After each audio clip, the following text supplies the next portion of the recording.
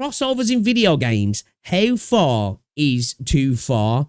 All right. Title's got me intrigued. This has got 1.6k views from a channel with 39 subs, so I guess people are interested in this. But how far is too far with a video game crossover? I don't know. I don't know what the context of that is really, but let's have a look. Watching have a look. the Destiny 2 Edge of Fate reveal, and I gotta say, I like the direction it's going. Destiny crossover, anybody? Anybody? Anybody? It seems really fun from what we've seen so far. But there was one thing that really intrigued me, and I'm not— Bro, bro sounds like Genazad? Is this Genazad's alt account or something? sure if it's for the best reasons.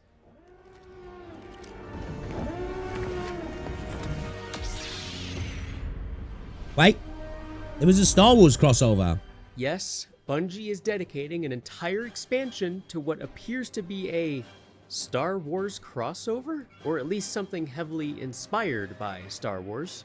It's not entirely Bro, I can't get over how much this dude sounds like Genazad.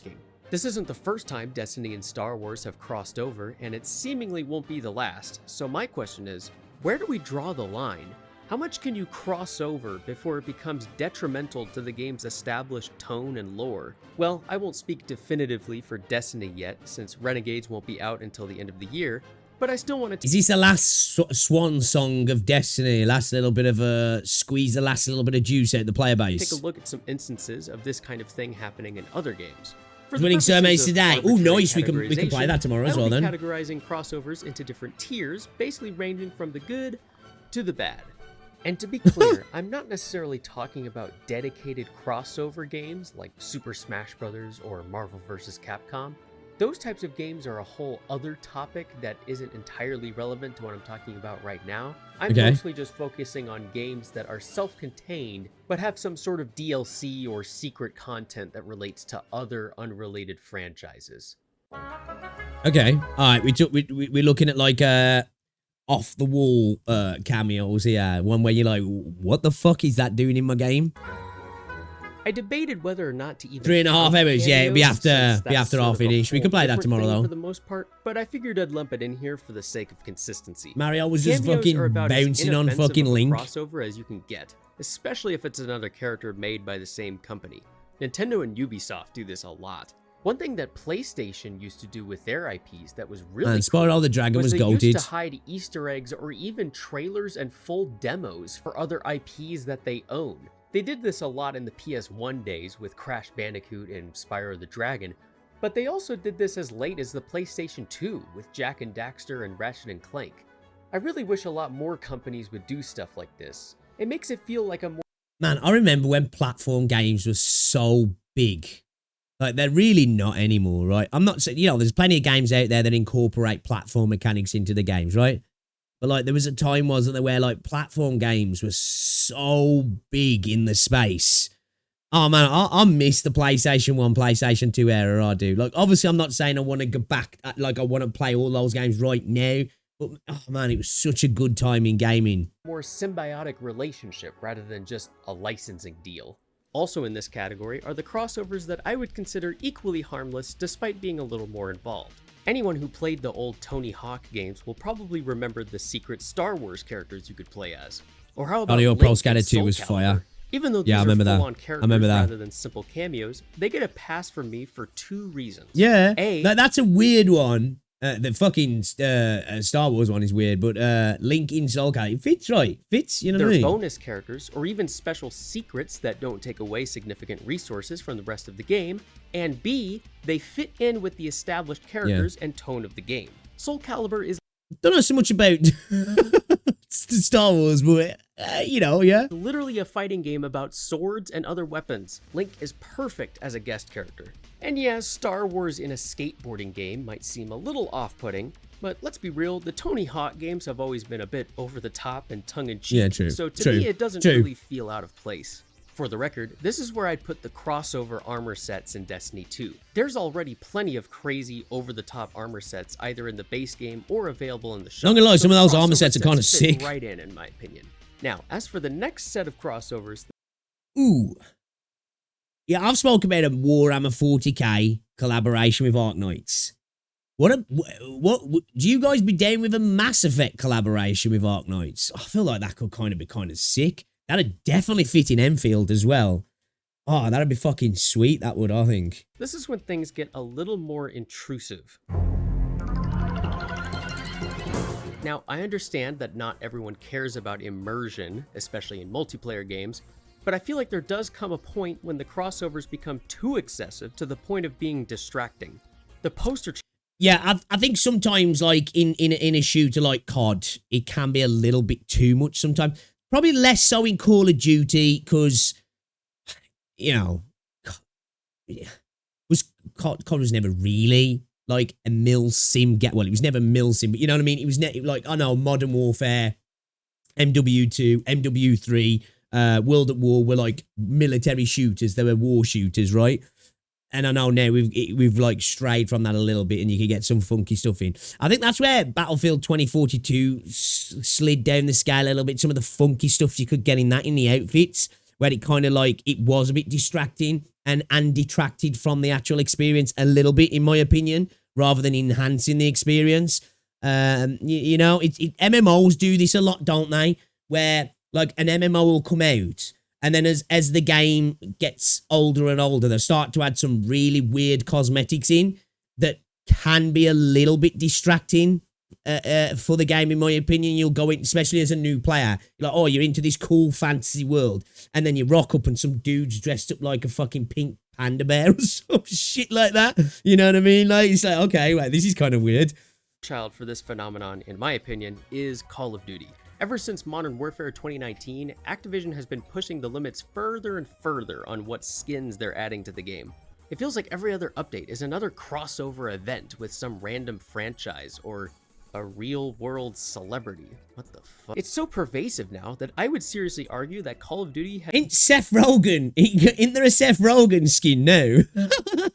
has completely lost its aesthetic appeal in recent titles, going from a gritty, somewhat realistic depiction of war to basically just photorealistic Fortnite. And don't worry, I'll get to that one later. The other issue is the characters they're Yo, what's up, Neo? It seems like it recently, yeah? Like John Wick, Rambo, Die Hard, The Expendables, etc., then I wouldn't mind it as much because they would fit with the vibe and aesthetic. But they aren't. They're adding things like Mike Myers, Snoop Dogg, Teenage Mutant Ninja Turtles, or Jay and Silent Bob? Hell, even when they did a crossover with The Boys, they didn't add in Billy Butcher or any of the other regular human characters that would have actually made sense. No. They added Homelander and Starlight. Alright, I think you get... Not gonna lie though, Homelander being in the game is kind of sick ass, to be fair. I'm not gonna lie. Get the idea. I don't doesn't want to harp on fit. Call of Duty too much. Doesn't fit, I'll like, you know, probably be but doing that a lot in the future, but to me it's the most egregious example of this. Another honorable mention I want to bring up is Overwatch. On the one hand, you could argue it's at the same level as man, some good times in Overwatch. Some good times in Overwatch. the Destiny crossovers, since it's even This game more took of a over the cartoon world as well, than didn't it, for a Destiny while? is. But in my opinion, that actually kind of makes it worse. I don't know if you've seen some of these anime crossover skins, but a lot of them look really weird. Like, they tried so hard to make them look faithful while keeping to the actual proportions of the Overwatch hero that it feels kind of forced. That being said, if they add a Jotaro... I get what he's saying a little bit in regards to the character shapes and sizes, right? But I'm not gonna lie, man. They kind of slap, honestly. I think it fits for Overwatch as well. Really, you know, just the art style of the game. As they're not the best skins, of course. This doesn't look very good at all. You know, this doesn't look very good at all. I kind of like this though. I kind of like this for Reinhardt. You know, I think that's kind of fire. I think it kind of suits. That. I think that's kind of sick. It's kind of sick. Or a Matra skin, I will buy it immediately. And the last thing I want to talk about here is Mortal Kombat. Every Mortal Kombat game since 9 has had DLC characters that were guests from other franchises. If you That ask works. me, Mortal Kombat X had it the best. where nearly every guest character was a horror icon of some kind. They 100% matched the tone and feel of the game, and in many ways, I'll be very good, thank you, dude. You. Universe. That said, the later games have strayed a bit in terms of characters that I think make sense. Sure, they're still adding ultra-violent anti-heroes or villains so that the blood and gore is justified, but they don't really fit in aesthetically. Don't even get me started on Ronaldo and Fatal Fury. Yeah, that one, when I remember that one. That one's a weird one. That's definitely a weird one. But I get why the devs would want to do that with very big Ronaldos, but that's definitely a weird one. But all those characters in Mortal Kombat, they're fit, right? As long as it's a character that beat the shit out of somebody, it doesn't necessarily have to be an anti-hero, like horror kind of character. You know, Terminator in that works. RoboCop works, you know. Pretty much any character like that works in a fighting game, right? The final type of crossover that I want to talk about is the most intrusive type, and that is when the game gets so bloated and oversaturated with different crossovers that the game completely loses any identity it had and just becomes a box of random action figures. Your wife got wiped out on the road by a fucking deer. Holy shit, man, is she alright?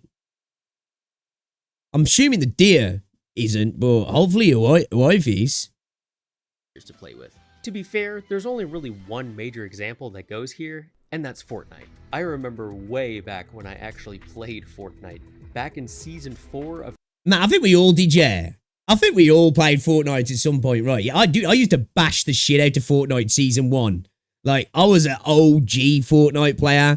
Man, if I went back now, I'd have to play no build, man, because I'd get absolutely rinsed in build mode. Chapter 1. The closest they had to crossover skins were legally distinct proxies that were... You never played Fortnite? Oh my days. Nowadays, you can just straight up buy skins of the characters these skins were originally inspired by. I am by no means... Yeah, man. Fortnite saved the world, right? Yeah. And I remember they kept saying that they'd do something with that it'd become free to play, be part of the game, and then they were like, yeah, fuck that. Player, but it has been so surreal to watch from the sidelines as the licensed crossover skins get more and more absurd over time. Oh, look at that. They're doing skins based on real people too. Okay, that's weird. Now, is this necessarily... I think it kind of works for Fortnite though, because Epic has been the kind of game Fortnite is, you know what I mean? Similar to Roblox as of late. I guess it's not that big a deal in a vacuum.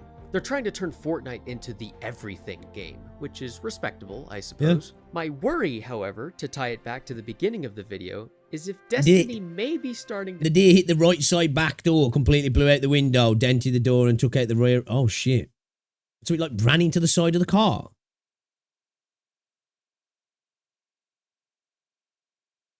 You never played the PvP of Arknights, I mean Fortnite, but you played the PvE. Fortnite has become Ready Player One. Fortnite is not big in Asia. Oh, okay. I guess that kind of makes sense. I was playing League of Legends when Fortnite was getting big, and when I was done with LoL, I was done with anything competitive. I'm assuming the deer didn't make it. I'm gonna think so. If you went into the side though, maybe you just shook it off and was like, eh. Fortnite BR. Yeah, you got to be into BR, aren't you, really, as well, to be fair. Having crossover skins is one thing, but to it's like, you know, I was into like PUBG and stuff as well, so like even if it's just aesthetically when Fortnite dropped, I was like, ooh, okay. It feels a bit strange to me. Obviously, I'll reserve full judgment for when Renegades is properly revealed, but as of now, I'm feeling a bit anxious. Live service games losing their identity over time. You mean to BR but never Fortnite? That's fair, I can understand that. The incessant crossovers are not helping matters. I don't think the current laissez-faire attitude towards crossovers is good for the long-term. Can't wait to try out Arknights, that's for sure. I mean Ark Raiders, sorry. Back to basics. Arknights. I mean Ark Raiders. Inoffensive skins that make sense and fit in with the rest of the game's setting. But what do you think? Are crossover skins and such getting out of control, or are you? I'm hoping we get a Division 3 announcement soon. I am. Connected in the multiverse. Leave a comment down below. Yeah, that shit is lame though. I'm not gonna lie, like they all like, you know, when they try and do that sometimes in games, it's okay. Please leave depending on the game, you know, depending on the game. Sorry about the lack of uploads lately. Truth be told, I kind of got sidetracked working on a more ambitious video project that's kind of stalled as of late, but I'll definitely revisit it eventually. Everything wants to be a multiverse now, doesn't he? Gaming topic videos like this one in the future. I'm Nova Starkyle, and I'll see you next time. Bro, honestly can't get over how much my guy sounds like Genazad. Dude genuinely sounds like a little bit of a younger Genazad, you know what I mean? Insane. I'm going to drop this dude a sub, actually. That's a high quality video for somebody with 39 fucking subscribers. Great video, dude. Yeah, this dude deserves way more subs, man.